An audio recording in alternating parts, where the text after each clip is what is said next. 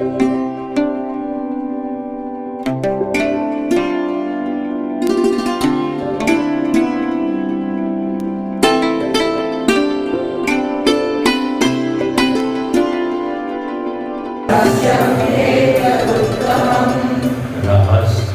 एतदुत्तमम्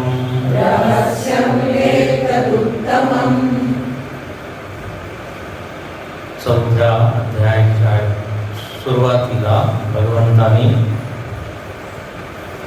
गुरुपरंपरेचा उल्लेख केला आहे आणि ते म्हणतात, हे ज्ञान माझ्यापासूनच प्रकट झालं, व्यक्त.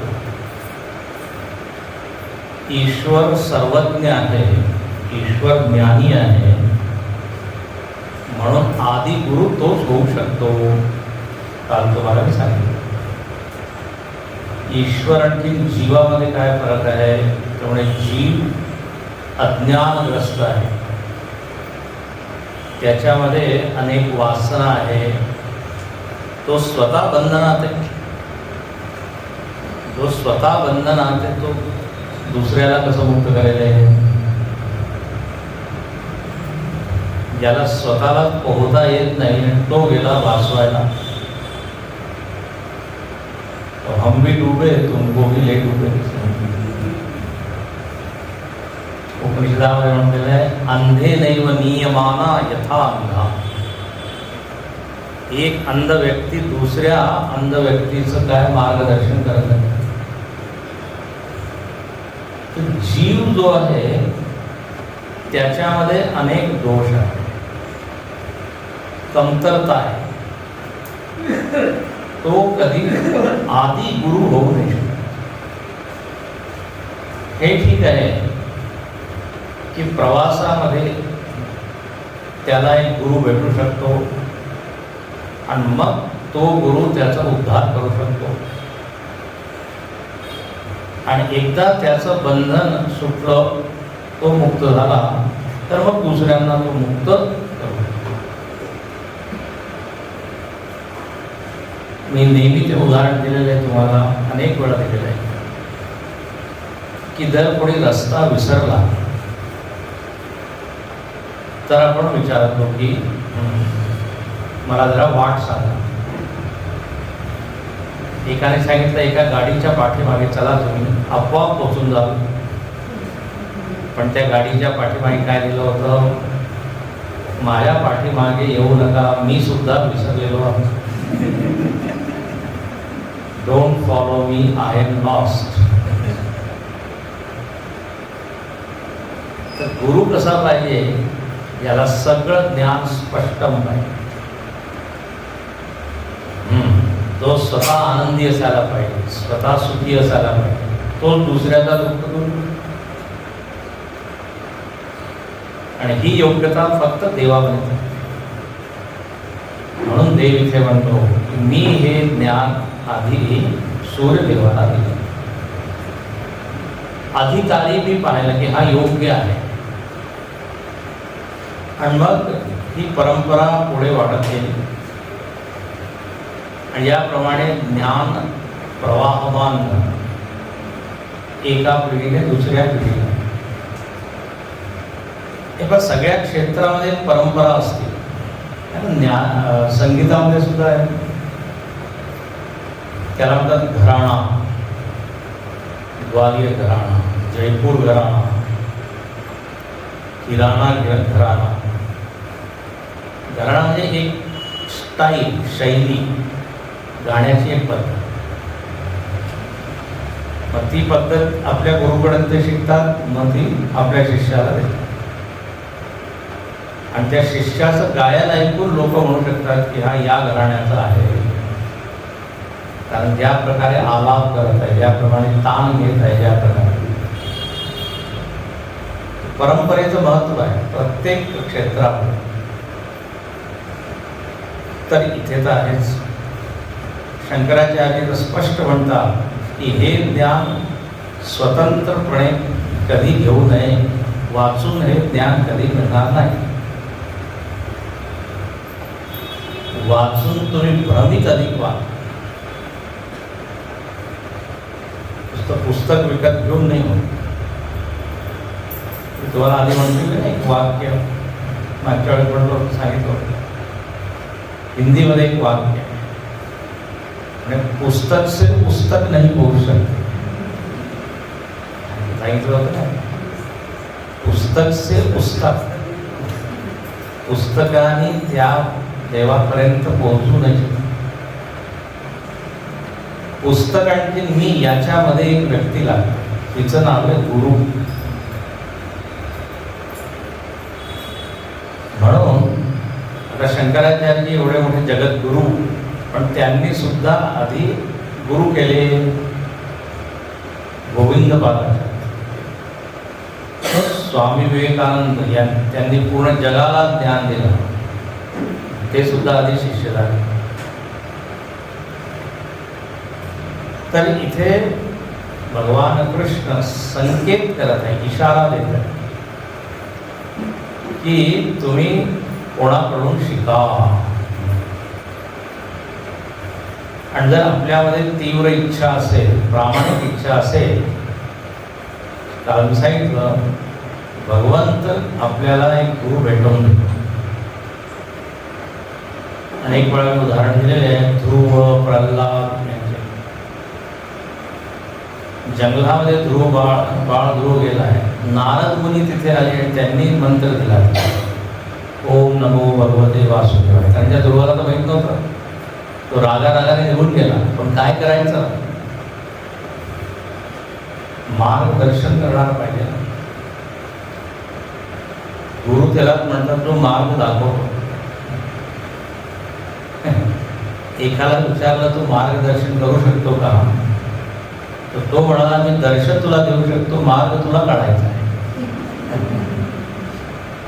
असा गुरु काय. तर इथे सूर्य जे आहे ते शिष्य झाले. सूर्यानी मनुला, मनुनी श्वापूला. आता पहा सूर्यवंशाचं हे वर्णन आहे.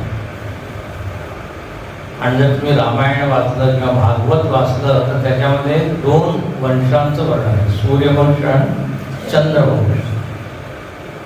सूर्यवंशामध्ये प्रभू रामचंद्र आणि त्या वंशामध्ये इक्ष्वाकू राजा झाले.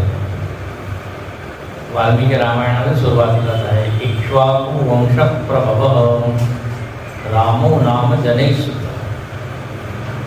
जेव्हा वाल्मिकी ऋषी विचारतात की अशी कोणची व्यक्ती आहे जी सर्व गुण संपन्न आहे, तिचं चरित्र मी लिहू इच्छित आहे. नारद मुनी काय म्हणतात, आहे इक्ष्वाकू वंशामध्ये आहे, त्याचं नाव राम, धर्मज्ञश्च कृतज्ञश्च, सगळे गुण आहेत. तिथे येतो इक्ष्वाकू वंश.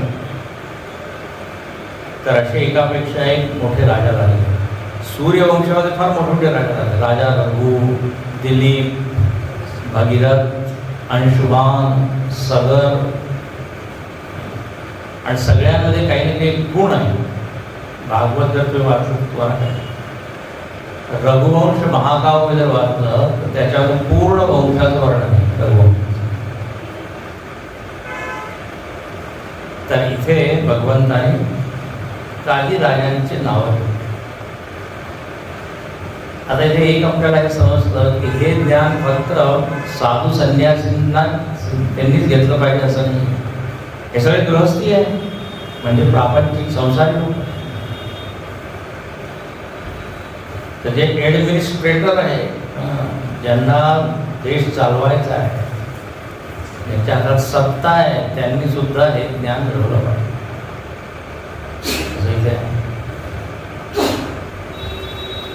तर आता जेव्हा हे ज्ञान दिलं, काय झालं, महता कालेन योग नष्ट. काळ एक अशी वस्तू आहे, तिच्याद्वारे सगळ्या वस्तू काय होऊन जातात, नष्ट होऊन जातात. काळ म्हणून म्हटलेलं आहे कालो जगत भक्षक. काळ सगळ्यांना खात आहे. तर अनेक परंपरा नष्ट झाल्या ना. आता बा काळाच्या ओघात अनेक जीव सुद्धा काय होऊन जातात, एक्सटिंक्ट होऊन जातात, लुप्त होतात. ते म्हणतात काळाचा असा प्रभाव, तापमान वाढत आहे, ऋतू असं काही बदलत आहे की ते जीव आता जगूच नाही. डायनोसॉर्स वगैरे काय सगळे संपले. आणि ज्याप्रमाणे आपण जगत आहोत, जर असंच जगत राहिलो तर पुढची पिढी हे जे पशु आपण पाहतो ना, ते पशु पाहू शकणार नाही. जर चित्रामध्ये दिसतील, याला म्हणतात सिंह, याला म्हणतात मोठे मोठे झाडं सुद्धा त्यांना बघायला मिळतात. तर नष्ट होतात, संस्कार नष्ट होत आहे, लोक विसरत आहे, आपली वेशभूषा विसरून गेले. हिंदू धर्माचं पतनाचं कारण एक आहे की आपण आपल्याच परंपरा आपलं सगळे विसरतो. ते दुसरे धर्माचे लोक म्हणतात तुम्ही आम्हाला का दोष देता, तुम्ही स्वतःला प्रगत आहात हे दाखवण्यासाठी आपलं सगळं सोडता. म्हणत होते की तुम्ही रोज धोतर घाला, गंध लावा, तुमचे आधीचे लोक बायांसाठी सुद्धा कुंकू लावा.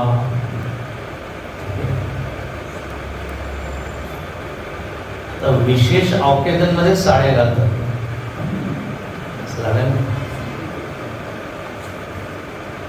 कुर्ता पजामा म्हणजे विशेष, आणि एक दिवशी भगवा, बाकी दिवशी तर ते खूप सांगत होते.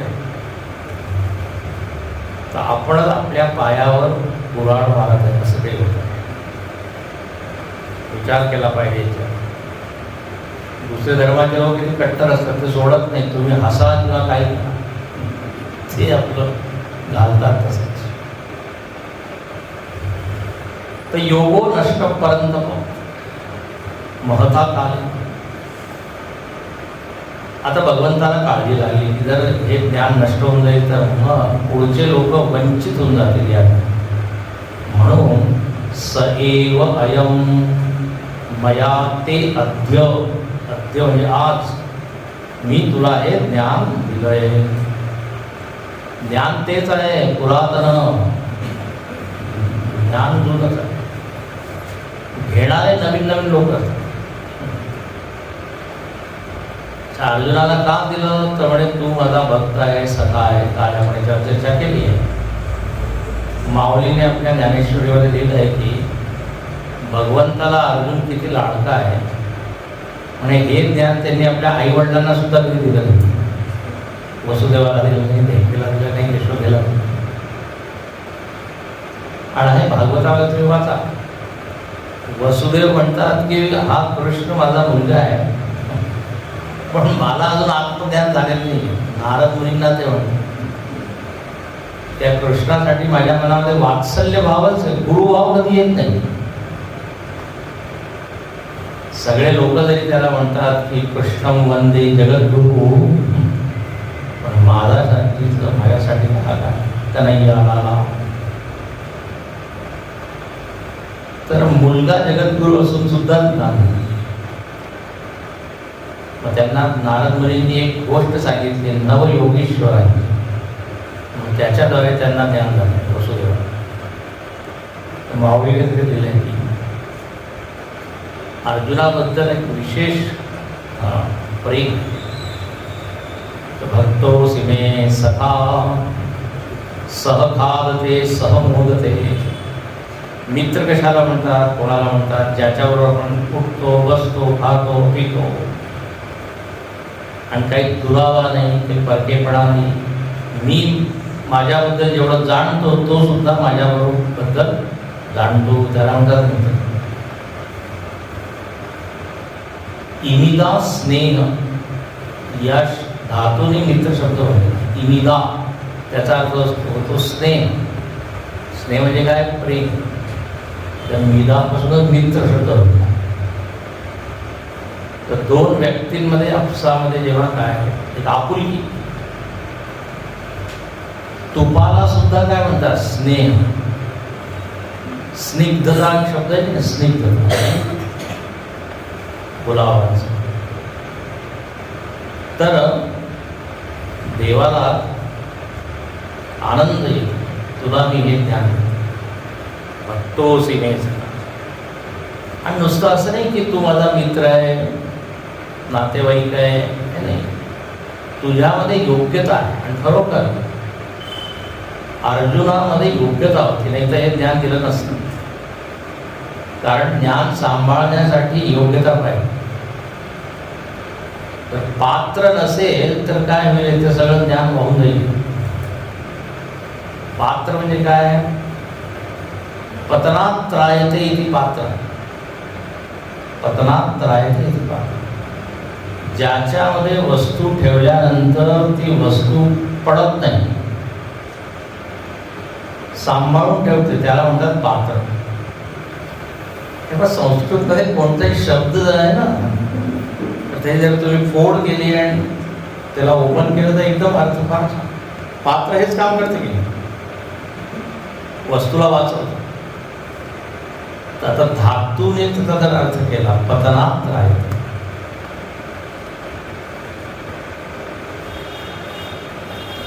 चप्पल आहे किंवा बूट आहे, त्याला संस्कृत काय म्हणतात, पादत्राण. जसं नाव आहे तसंच गुण. म्हणजे पादत्राण म्हणजे पायाचे रक्षण करणारे, त्याप्रमाणे ते शब्द घडले, बनवलेले घडले. तर पात्र, आता मी ज्ञान तर देत आहे, पण जर धारण करता नाही आलं तर काय.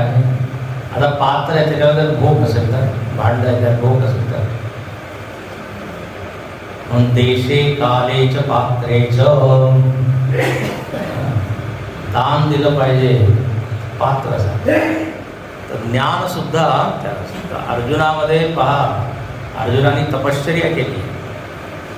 जेव्हा ते वनामध्ये होते सगळे पांडव तपश्चर्या केली. भगवंतासाठी भक्ती आहे, एकाग्रता आहे. एवढ्या मोठ्या युद्धक्षेत्रामध्ये तो एकटा ऐकत आहे. 40 मी तुम्हाला सांगितलं, इतक्या गर्दीमध्ये कॉन्सन्ट्रेशन, एकाग्रता राखणे फार कठीण. आपलं तर एका मिनिटात मन चंचल.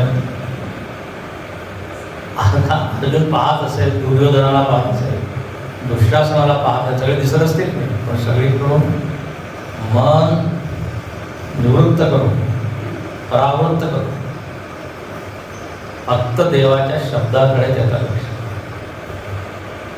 म्हणून भगवंतानी हे ज्ञान त्याला दिलं आहे.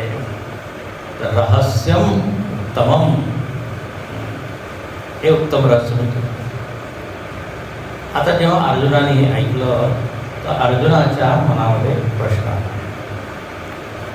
आणखीन देवाने ही सूट दिलेली आहे त्याला, तू जरूर प्रश्न कर.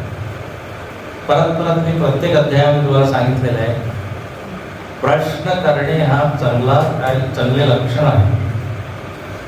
ऐकत आहे, जो ऐकतच नाही त्याच्या मनामध्ये काय प्रश्न येईल.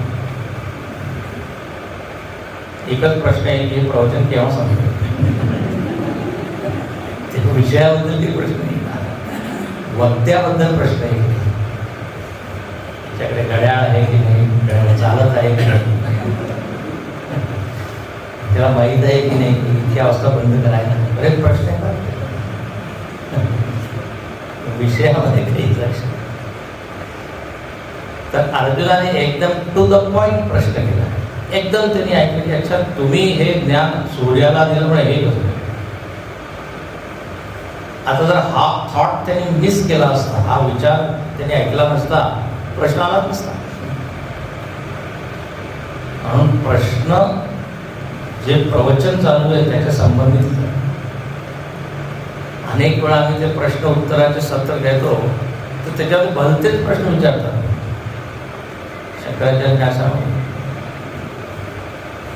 पिशाचिनी विद्या काय. आता मी कधी सांगितलंच नाही पिशाचिनी विद्या. मी सरळ कर्मयोग सांगितला, पण त्यांनी केलं. तरी मी सांगितलं होतं की जो विषय मांडलाय त्याबद्दलच असं काहीतरी हवं. तर अर्जुनाचा प्रश्न काय आहे पहा. अर्जुन उवाच अपरं भवतो जन्म परं जन्म विवस्वतः कथमेतद्विजानीयाम्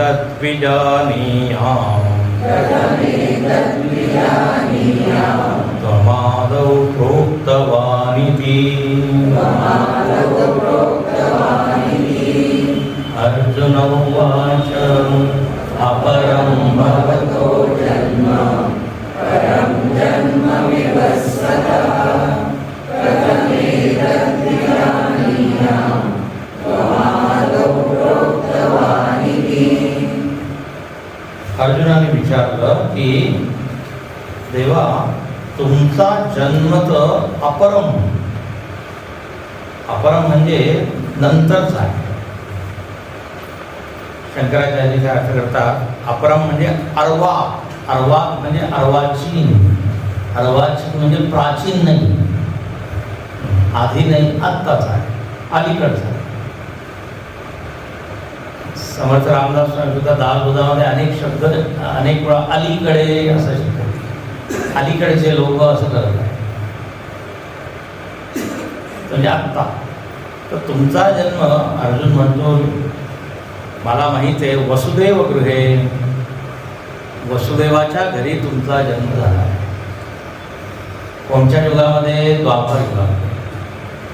आणि सूर्य तर त्याच्या आधी, द्वापर युगाच्या आधी त्रेतायुग, त्रेच्या आधी सतयुग, आणि हे युग सुरू झाले त्याच्या आधी सृष्टी झाली ना. सूर्य तर आधी झाले, किती आधी? तर अपरम भवतः जन्म अपरम, भवत म्हणजे तुमचा जन्म नंतरचा आहे. आणि परम जन्म विवस्वतः, आणि हा जो विवस्वान आहे, सूर्य आहे, याचा जन्म तर आधी झाला. परम, दोन शब्द नेहमी येतात, परम अपरम, याच्या प्रसंगानुसार वेगवेगळे अर्थ.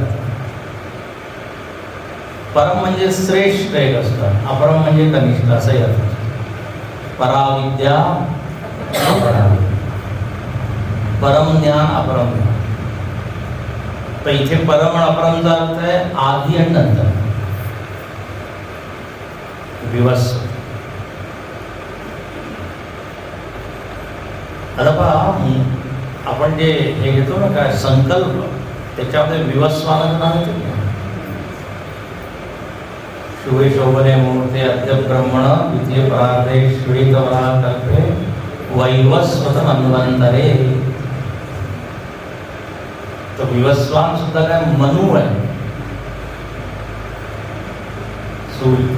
वैवस्वत मन्वंतर चालू आहे सध्या. तर विवस्वतः सूर्याचा जन्म फार आधी झाला.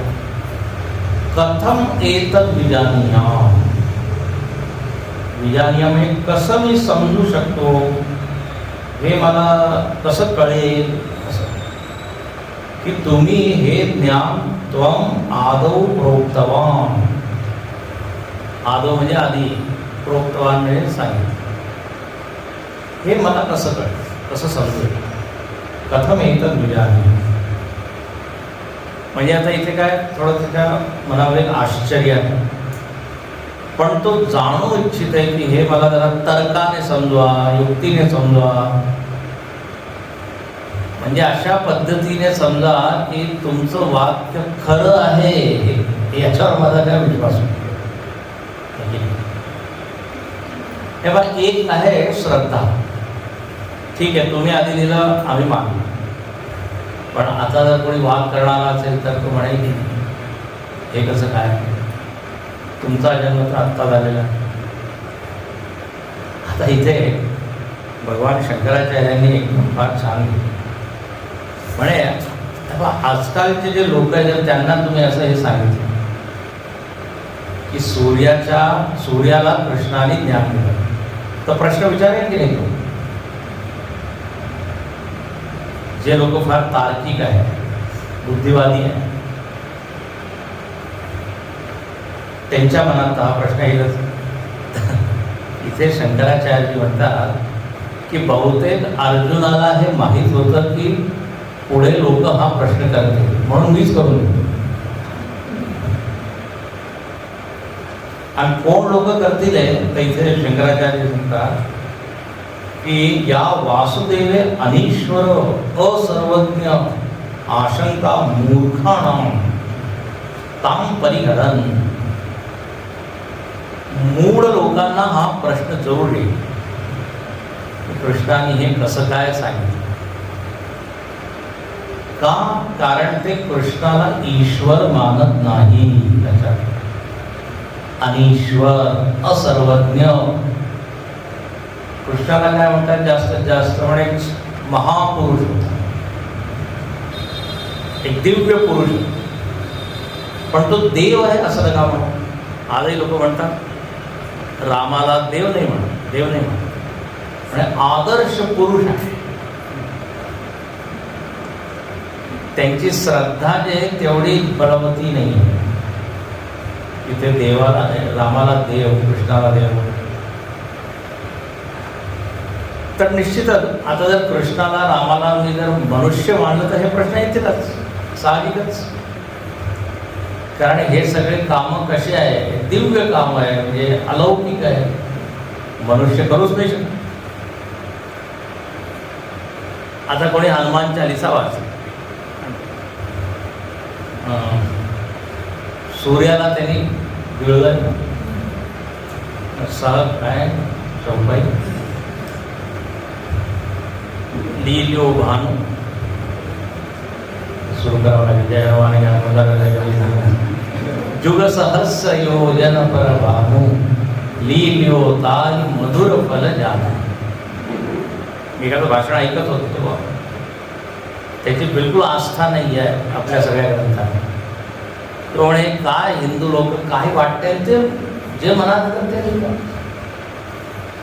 आता कधी कोणी सूर्याला गिळू शकतं का?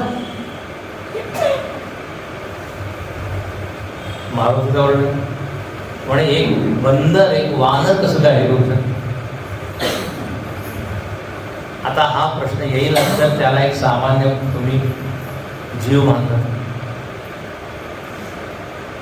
हे जेवढे प्रश्न येतात, कृष्ण असं कसं करू शकतो, डाव्या काय हाताच्या करंगळीवर गोवर्धन कसं काय कोणी उचलू शकतो, असे हजारो प्रश्न. जेव्हा तुम्ही त्याला आपल्यासारखं मनुष्य मानतात कसं,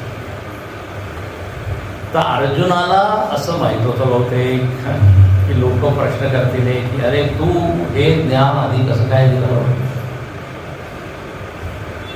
म्हणून अर्जुनाने हा प्रश्न. शंकराचार्यांनी सांगितलं मूर्खाणाम आशंका, मूर्ख लोकांमध्ये ही शंका दूर होती. रामावर किती आक्षेप करतात, एवढे हजारो गुण आहेत ते पाहत नाही, फक्त एकच सीतेचा त्याग कसा आहे. अच्छा, सीतेला काही प्रश्न नाही बघ, शी हॅज नो प्रॉब्लेम. अच्छा, त्याचं समाधान आहे, पण म्हणजे उत्तर दिलेलं आहे, पण जर आधीच तुम्ही ठरवलंय की आम्हाला उत्तर समजायचं नाही, ऐकायचं नाही, तर किती. तर हा सगळा घोटाळा गोंधळ याच्यामुळेच आहे की श्रद्धेची कमी आणि त्याच्यामध्ये ईश्वर बुद्धी नाही. आता जेव्हा अर्जुनांचा हा प्रश्न भगवंतांनी ऐकला, आता देवाला एक छान कारण मिळालं आपल्याबद्दल सांगायचं. हा म्हणजे आता जरा ऐक, आणि तुझ्या निमित्ताने मी पूर्ण जगाला ऐकवतो की मी कोण आहे. तुम्ही जे मला मानत आहात की मी फक्त काय यशोदानंद गोपाळ कृष्ण लोणी चोरून खाणारा एवढाच नाही, न खलु गोपिकानंदन, सगळ्या गोपिका सुद्धा म्हणतात कृष्णाला. गोपिका गीत फार छान. तर पहा, श्री भगवान वाच बहूनि मे व्यतीतानि जन्मानि तव चार्जुन तान्यहं वेद सर्वाणि न त्वं वेत्थ परन्तप। श्रीभगवानुवाच बहूनि मे व्यतीतानि नान्यहं वेद सर्वाणि।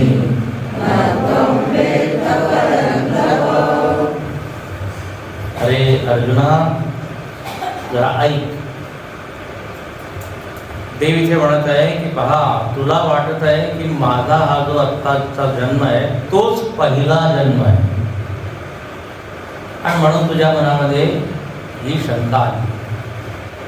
पण आता मी माझ्याबद्दल सांगतो, सत्य असं आहे की बहूनि मे व्यतीतानि जन्मानि, माझे अनेक जन्म झाले आहे.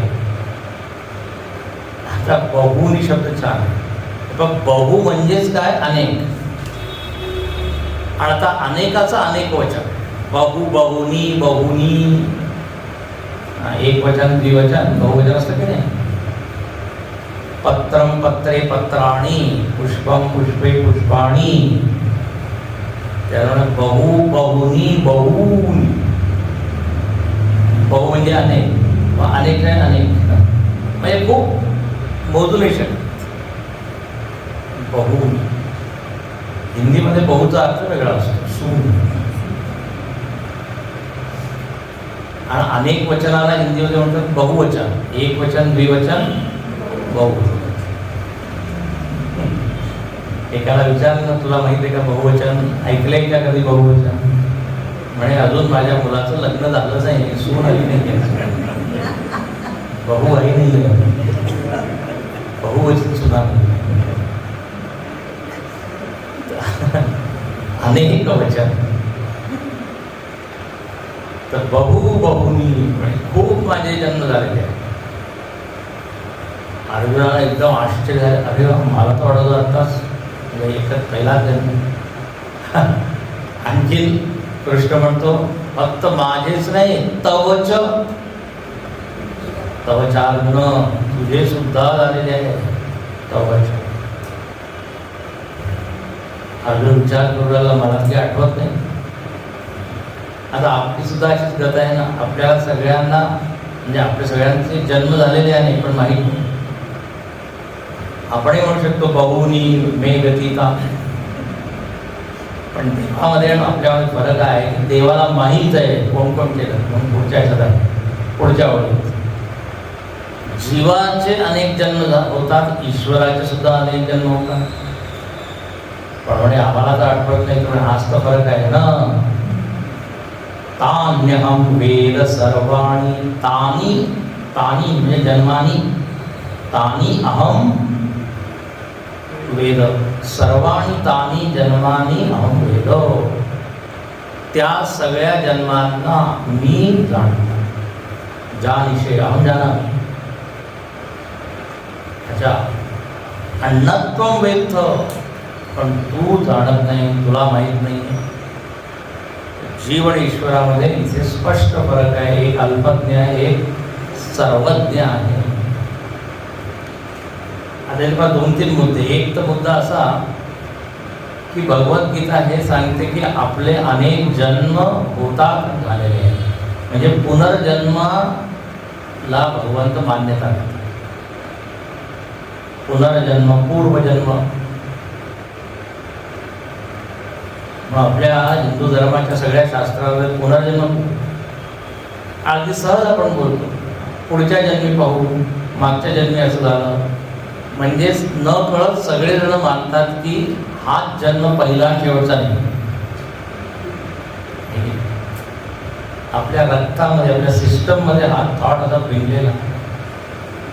काही दुःख संकट आलं तर लगेच आपण म्हणतो माहीत नाही कोणत्या जन्माचं पाप.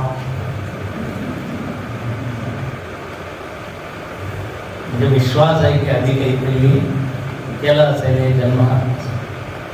आणि ते एक डॉक्टर झाले, ते एक्सपेरिमेंट करतात, पुस्तक आहे त्याच्यावर, मागच्या जन्मी घेऊन जातात तुम्हाला माहिती आहे का पुस्तकाचं नाव? हां, मेनी लाईफ. तिथे डॉक्टर वेल नाव आहे ते. तर त्याच्यावर मला आनंद झाला की त्यांनी स्वीकार केले की माझे 200-300 जन्म असे मागे होते. आता ते कितपत खरं मला माहीत नाही, पण एवढं आहे की म्हणजे ते मानतात की जर या जन्मी तुम्हाला काही रोग आहे, काही दुःख आहे, तर त्याचं कारण कोणत्या 10 जन्मापूर्वी. आपल्या गोष्टींमध्ये खूप येतं ना, भीष्म पितामहाला त्या शरशय्येवर का पडावं लागलं, म्हणजे त्यांनी एका जन्मी काय डोळ्याला एक सरड्या,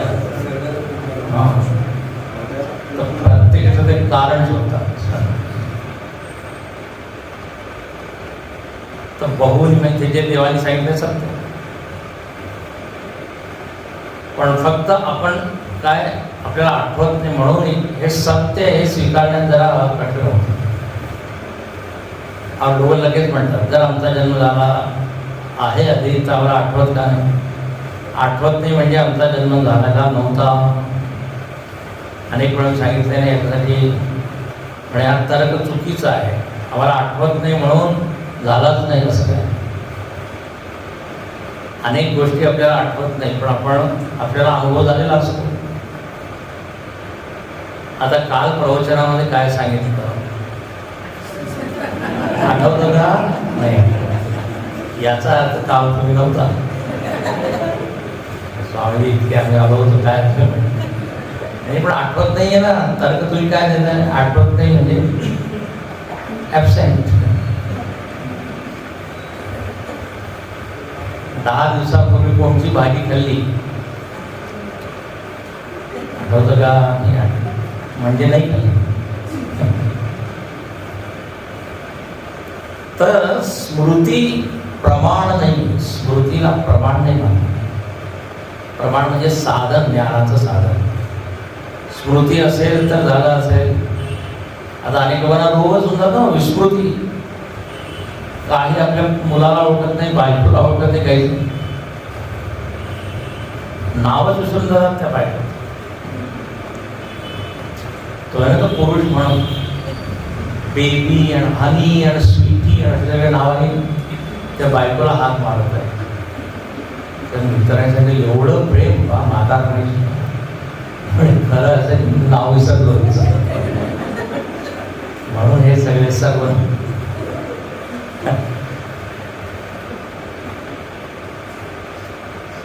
विस्मरण झालं म्हणजे अनुभवच नाही झाला असं कसं. तर नत्वम वेत्थ अर्जुनाला ते सांगितलं. आता अर्जुनाने जर का विचार तुम्हाला सगळं माहित आहे आणि आम्हाला माहित नाही असं काय, याचं कारण काय? तुम्हाला सगळं माहित आहे, सगळ्या जीवांचा जन्म. हे बघ इथे बघा 2 लोकांची चर्चा सुरू आहे, तुझे जन्म आणखी माझे जन्म. तू जाणत नाही, मी जाणतो, आणि मी जाणतो म्हणजे माझे जन्म जाणतो, तुझे जाणतो. आणि मधुसूदन सरस्वती जी आले त्यांनी त्याच्यावर टीका केली, म्हणजे भाष्य केलं. तर त्याच्यावर ते म्हणतात त्वदीयानी मदीयानी अन्यदीयानी. फक्त तुझे आणि माझेच मी जाणत नाही, सगळ्या जीवांचे जन्म जाणतो. अन्यदीयानी आम्ही. कारण देव कसा आहे सर्वज्ञ नाही. मग देव सर्वज्ञ काय, आम्ही अल्पज्ञ का? तर इथे याचं उत्तर शंकराचार्यांनी आपल्या भाष्यामध्ये दिलं. ते इथे म्हणतात की जीवामध्ये एक दोष आहे. काय? धर्म अधर्मादी प्रतिबद्ध ज्ञानशक्तित्वा. म्हणे आपली जी ज्ञानशक्ती आहे ती प्रतिबद्ध झाली. प्रतिबद्ध म्हणजे आवृत्त झालेली, बांधलेली, ओपन नाही आहे, पूर्णपणे उघडलेली नाही. धर्म अधर्मामुळे त्याच्यावर आवरण आले. आणि धर्म अधर्मामुळे तुम्ही सगळे विकार घेऊन घ्या, मनोभाव, काम, क्रोध, लोभ, ईर्ष्या, द्वेष हे सगळे विकार काय करतात, त्या ज्ञानाला झाकून देतात. आणि एकदम बरोबर आहे, अगदी 100%. आपल्याला राग आलेला आहे, राग आलेला त्या अवस्थेमध्ये पण आपण विसरून जातो की नाही. ईर्ष्या, द्वेष, मनाची जर अवस्था नीट नसेल तर ते ज्ञान लुप्त होऊन जातं. विद्वान आहे त्याला सुद्धा काही आठवत नाही. आणि काल तर एवढं छान भाषण दिलं, आज ते तुम्हाला म्हणे आता भांडण करू आलोय. भांडणामुळे ते ज्ञान सगळे खवळ झाले, असं म्हणतात, डिस्टर्ब झालं. जेवढं मन शांत राहील तेवढं ज्ञान तेजस्वी होईल. मी आधी सांगितलेलं आहे, गुरुदेवांचं एक वाक्य आहे, जेवढं माइंड पीसफुल तेवढा intellect will be sharper. More the mind is calm, more the intellect will become bright.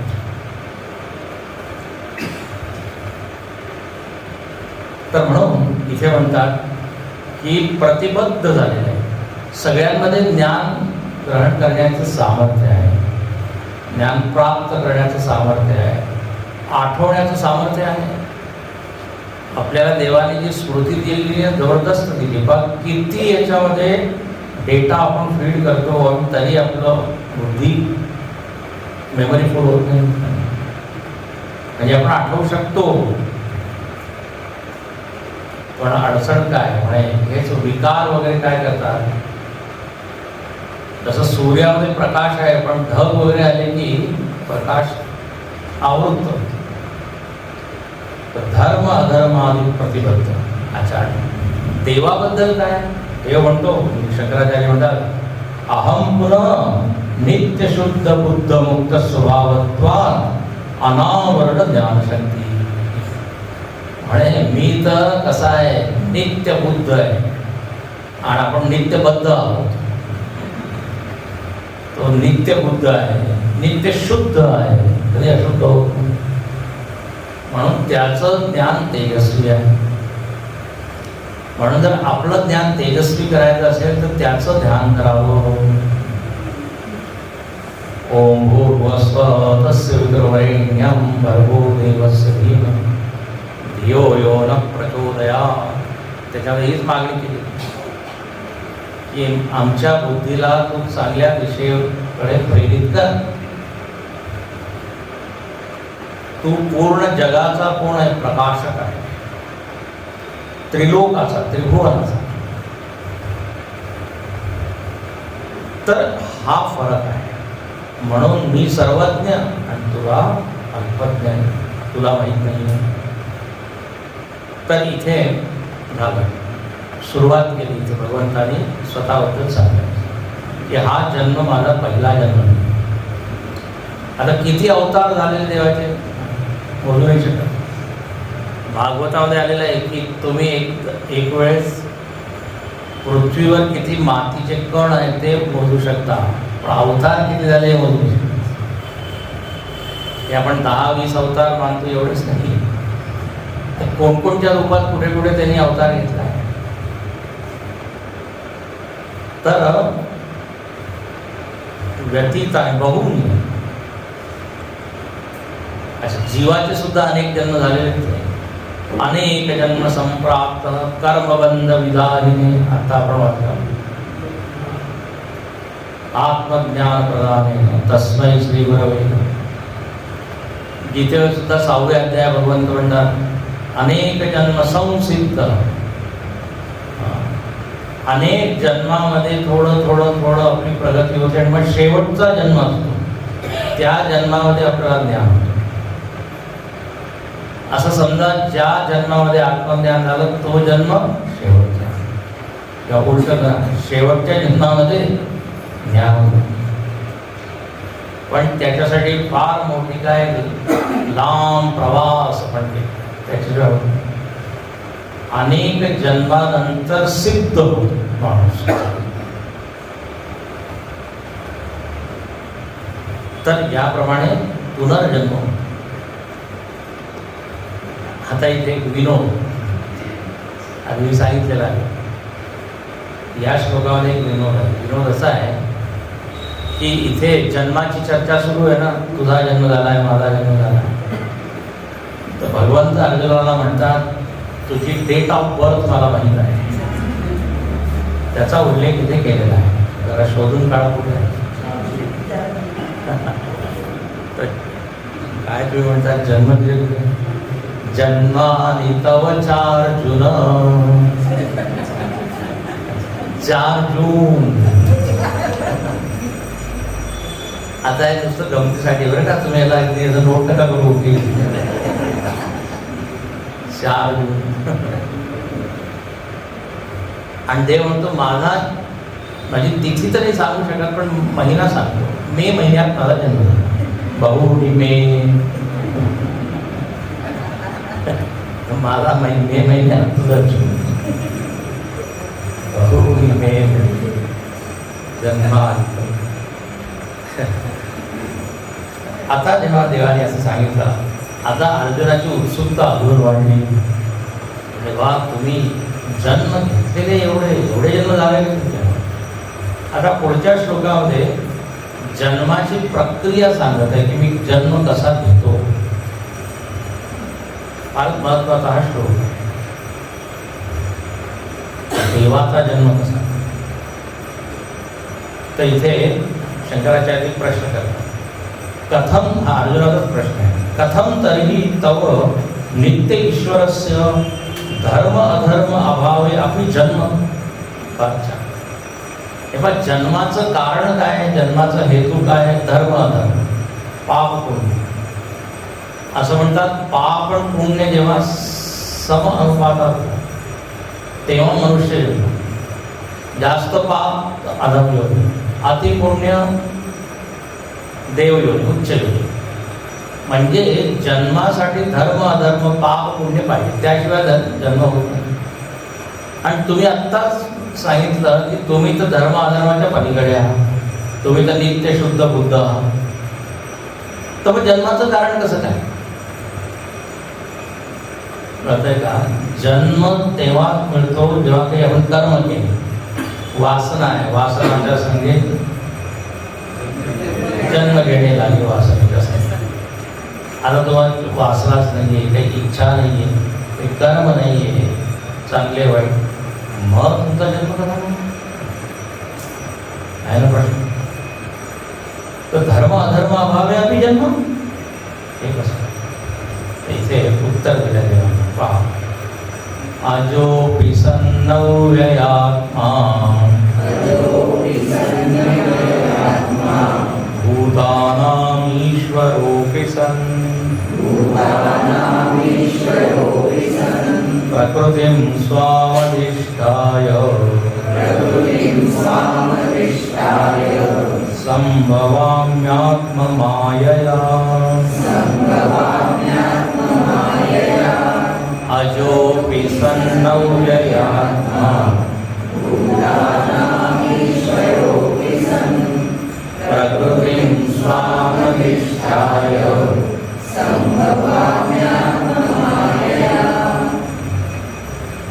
अर्जुनाला म्हणतात खरं सांगू तुला?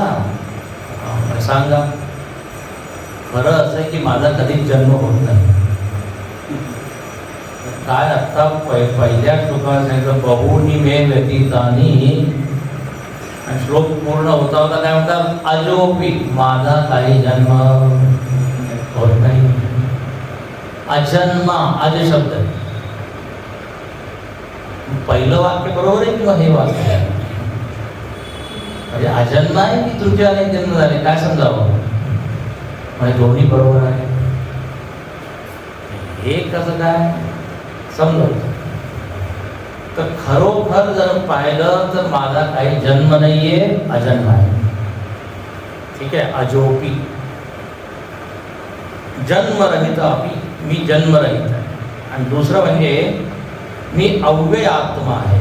अव्यय आत्मा म्हणजे माझ्या ज्ञानाचं कधीच व्यय होत नाही. ज्ञान, बुद्धी, तेज अक्षीण ज्ञानशक्ती स्वभाव. अव्यय आत्मा म्हणजे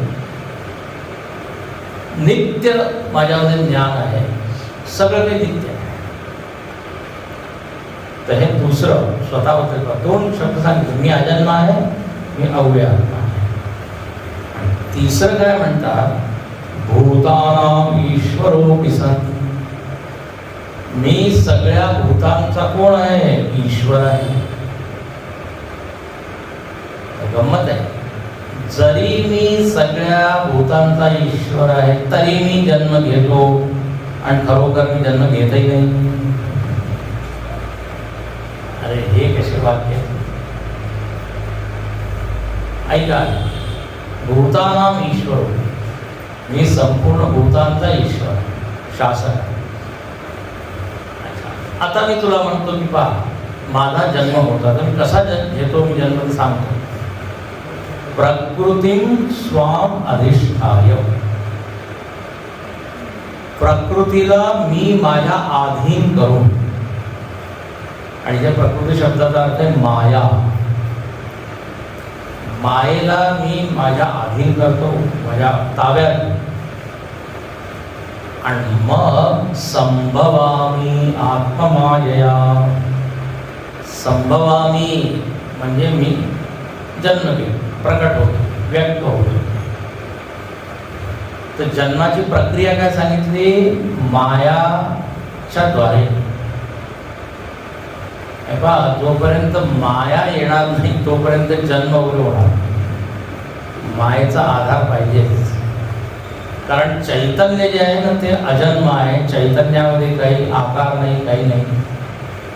पण त्या चैतन्याला जर आकार घ्यायचा असेल तर कशाची गरज आहे, माया. म्हणून ते म्हणतात प्रकृतीं स्वामधिष्ठाय संभवामी आत्मा. आता या श्लोकावर थोडं चिंतन करू. इथे म्हणतात की पहा, खरोखर तर मी अजन्म आहे. आणि खरोखर ईश्वराचा सुद्धा जर जन्म होऊ लागला तर मग ईश्वर सुद्धा मरणार आहोत, कारण ज्याचा जन्म त्याचं मरण. मग देवामध्ये आणि आपल्यामध्ये काय फरक आहे? तर त्याचा जन्म होत नाही. पण मग तुम्ही लगेच म्हणतात संभवामी, जन्म घेतो म्हणजे काय?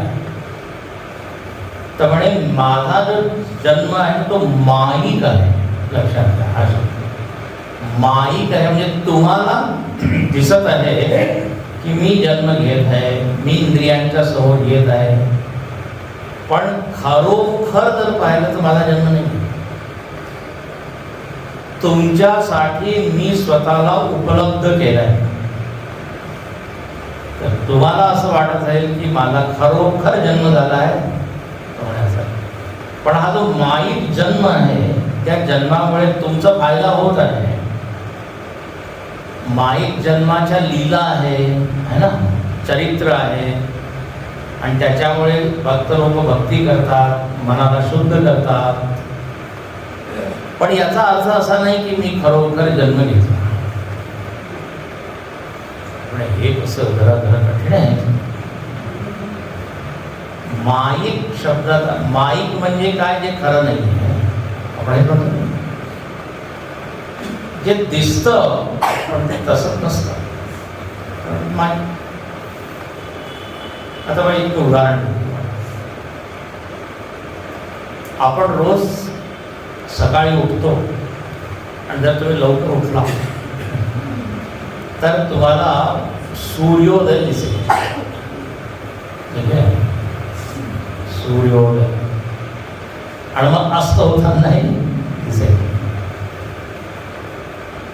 आता उदय आणि अस्त खरोखर आहे का? नाही. माईक आहे. लक्षात घ्या, माईक आहे. हा, भास आहे, आभास आहे, प्रतीयमान. नुसतं भास होतो की त्यात उदय होत आहे, चालत आहे. अच्छा, पण काय आहे, जरी सूर्योदय सूर्यास्त खोटा असला तरी त्याच्यामुळे सगळ्यांचं जीवन चालू आहे. सगळ्यांचं दिनक्रम कोणावर अवलंबून आहे? सूर्य अस्त झाला की आता चला झोपा, सूर्योदयानंतर उठा. आणि फक्त मनुष्यच नाही, सगळे जीव जे आहे सूर्याला बघूनच आपलं सगळं व्यवहार करतात. पक्षी उठतात, पशु चरायला जातात, शेतकरी सुद्धा शेतात जातात. तर व्यवहार तो होत आहे. सूर्योदय आणि सूर्यास्ताला लाभ आहे लक्षात. त्याच्यामुळे त्या पृथ्वीवर सगळं जीवन आहे. आणि असा सूर्योदय जो कधीच उदित होत नाही, उगवत नाही, ऐके माहीत आहे.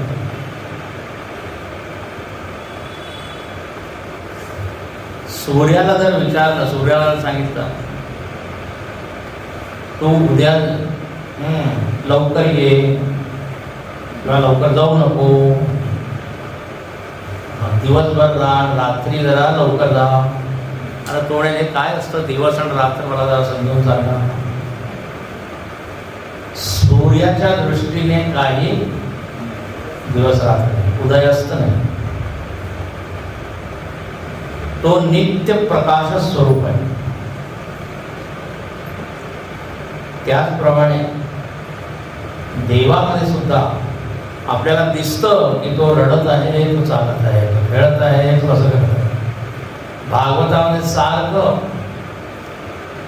शुकदेव मुनी म्हणतात की असं वाटत आहे जणू काही सामान्य बालक आहे, म्हणतो नाही.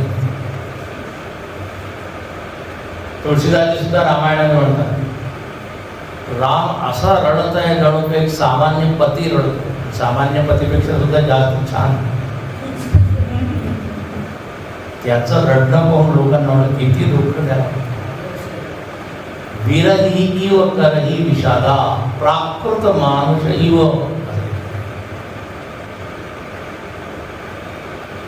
ही लीला आहे. अच्छा, लीला म्हणजे खरं म्हणजे काय असतं? नाटक.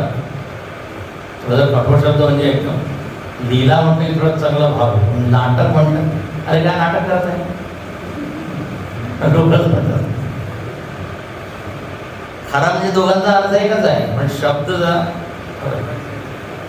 भगवंताच्या लीला आम्ही ऐकतो आणि बरोबर भगवंताचं नाटक जे आहे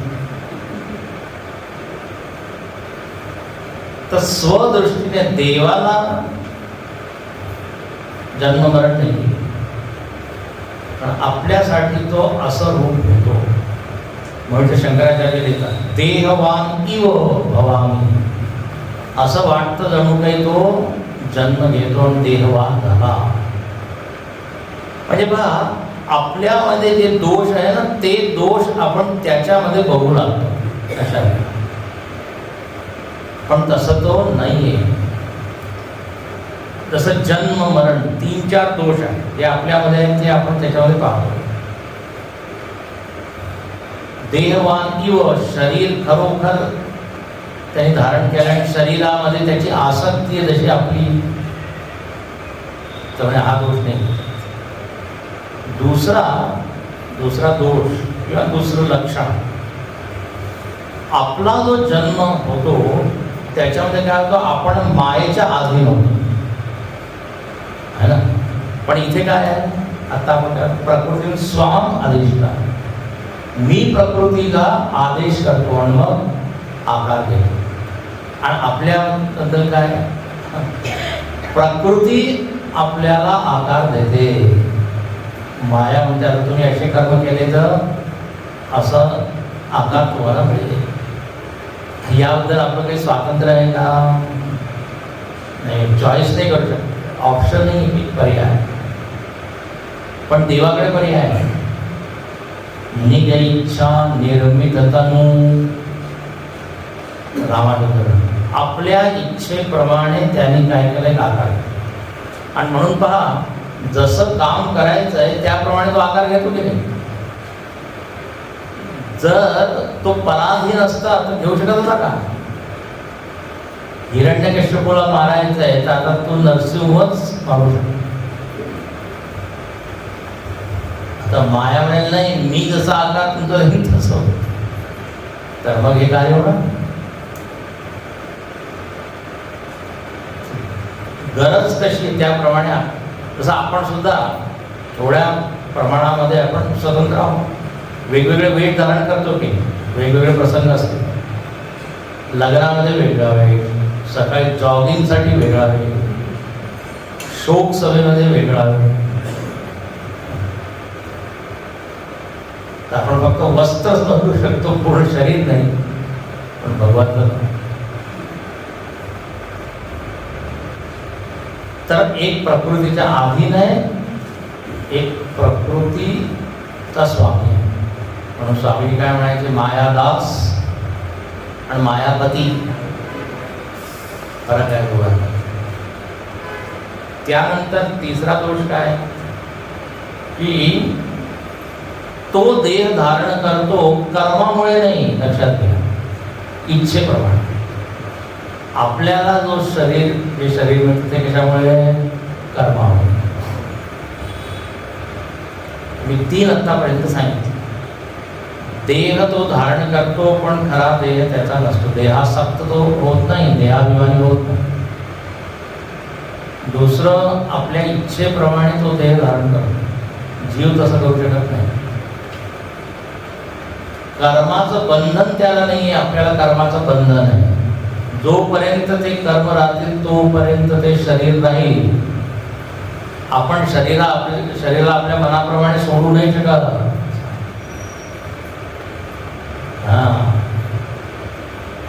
तर असे हे सगळे अंतर, फरक आहे, डिफरन्सेस.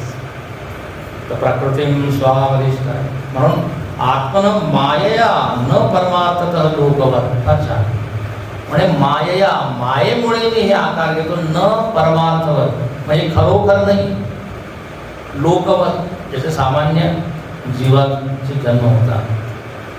परत उदाहरण लक्षात ठेवा, कोणाचं, सूर्याचं, किंवा नाटकामध्ये जो नट आणि तो जन्म घेतो, तो नवीन तो एक भूमिका करतो. तो भूमिका करत असताना सुद्धा तो नसतो तसा, रडताना सुद्धा तो रडत नाही. मनामध्ये खूप प्रसन्न होतो की नाटकानंतर मला 10,000 रुपये मिळतील रडण्याचे. भीक मागताना सुद्धा त्याला आनंद होतो, कारण नंतर त्याला खूप पैसा मिळतो. पण आता लोकांना तर काय, अरे किती छान, आणि तो रडत आहे तर सगळे लोक सुद्धा रडत आहेत. लोकांचं मनोरंजन होत आहे, माहीत आहे सगळं. भगवंताच्या लीला फार कामाच्या आहे, त्याच्यामुळे आपलं मन शुद्ध होतं, मन प्रसन्न होतं. याचा अर्थ असा नाही की तो खरोखर तसा होता. म्हणून अजोपी, अजन्म आहे पण मायेमुळे जन्म घेतल्यासारखा वाटतो. अच्छा, आता इथे प्रश्न आहे, ठीक आहे, तुम्ही घेता हा जन्म किंवा आकार घेता मायेच्या द्वारे, पण केव्हा घेता, केव्हा घेता? तर आता इथे पुढचे गोष्ट म्हणे, जेव्हा जगामध्ये अशी एक परिस्थिती उत्पन्न होते की मी आल्याशिवाय ती परिस्थिती सांभाळली जात नाही, तर मला येऊन सगळं सांभाळणार. म्हणून मी एका विशिष्ट परिस्थितीमध्ये हा जन्म किंवा लीला विग्रह, त्याला म्हणतात लीला विग्रह. विग्रह म्हणजे काय, मूर्ती, आकार, त्या एका विशिष्ट रूपामध्ये मी येतो. जसं कोणी विचारे, नट जे आहे तो केव्हा तो राजा बनतो किंवा भिकारी बनतो किंवा बनतो, म्हणजे जेव्हा प्रेक्षक लोक पैसे देतात, एक अशी परिस्थिती निर्मित होते, सगळ्यांची इच्छा आहे काय की नाटक पहा, तेव्हा मग तो वेशभूषा धारण करून येतो. एक परिस्थिती निर्मित, सगळ्यांची इच्छा. त्याचप्रमाणे समष्टीमध्ये काय होतं तर म्हणे धर्माचा ऱ्हास होतो, धर्मस्य ग्लानी, धर्माची हानी. म्हणजे तेव्हा एक ही फार मोठी घटना घडते, होता. ही फार मोठी घटना आहे, सामान्य घटना नाही. ती घटना घडते. आणि मी अवतार घेऊन असं नाही की मी झोपलाच राहतो किंवा मी करत नाही, खूप बिझी होऊन जातो. काय करतो? धर्मस्थापन. आज तो उद्या हो आपण यदा यदा हि धर्मस्य ग्लानिर्भवति भारत अभ्युत्थानमधर्मस्य